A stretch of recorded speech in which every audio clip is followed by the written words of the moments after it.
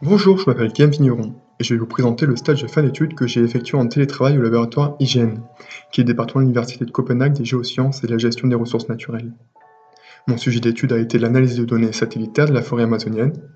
Pendant toute la durée du stage, j'ai travaillé en télétravail. J'étais en contact avec Rasmus Fenscholt, professeur à l'IGN, et Martin Brandt, professeur associé. J'ai régulièrement eu des interactions avec eux pour discuter de l'avancement de mes travaux. J'ai découvert les difficultés du travail à distance. Il m'a été nécessaire de travailler en autonomie, mais aussi de ne pas hésiter à demander de l'aide et de prendre contact avec différents associés. Ma principale mission au laboratoire de recherche IGN est d'évaluer un indice de végétation sur l'ensemble de la forêt amazonienne. Cet indice a un fort potentiel pour le suivi du cycle de carbone de la planète. Il se nomme VOD, Vegetation Optical Depth. L'indice VOD permet un suivi de la teneur en eau et de la masse de matière d'un couvert végétal.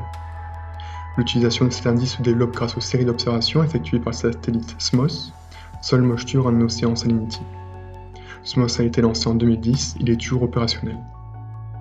Récemment, certaines études ont montré que cet indice présente un décalage de plusieurs mois par rapport à d'autres indices de végétation. J'ai donc eu pour mission de comprendre ce décalage. Je me suis rendu compte lors de mes travaux que la forêt amazonienne est très complexe. Selon un article de Jones en 2014, dans les régions de l'est de l'Amazonie, le développement de la végétation est davantage lié à la puissance lumineuse du soleil. Et au contraire, dans la partie orientale, le développement de la végétation est plus synchrone avec la disponibilité en eau du sol. Cet article montre que le pic de l'humidité du sol est décalé de 2 mois. À l'ouest de la forêt amazonienne, il est présent en mars, et à l'est, il est présent en mai. Donc je devais comprendre si les incohérences dans les données sur lesquelles je travaillais en Amazonie étaient vraiment des erreurs, ou si c'était seulement dû à une mauvaise compréhension de ce système forestier complexe.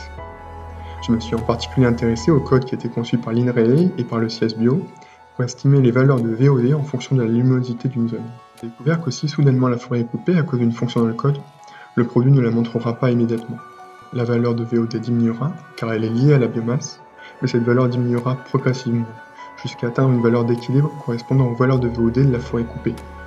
Cela peut être une explication des retards de valeurs présents dans le jeu de données SMOS. J'ai ensuite vérifié si le délai n'était pas d'origine naturelle.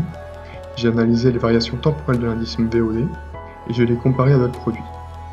J'ai découvert que j'obtenais des résultats similaires à ceux obtenus par Jones. C'est une bonne indication pour montrer que les délais observés sont d'origine naturelle. Mais il est difficile d'en être sûr, car la densité de la forêt et les inondations présentes font que les données ne sont pas tout à fait fiables.